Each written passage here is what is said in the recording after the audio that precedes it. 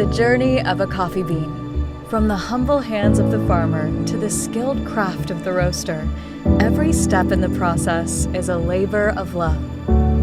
Our heroes, the farmers, with soil-stained hands and hearts full of dedication, they nurture each coffee plant with care and expertise.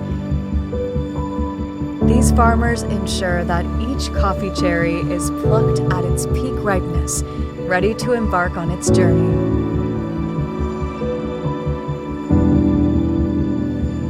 And then, enter the roasters. With their artful touch, they transform these humble beans into the flavorful magic we know as coffee.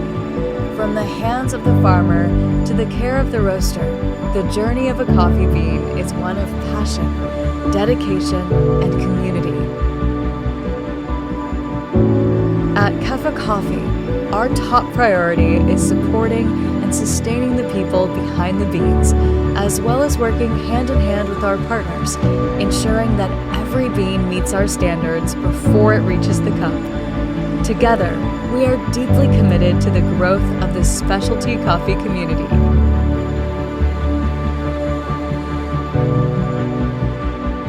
Keffa Coffee. Good people, great coffee.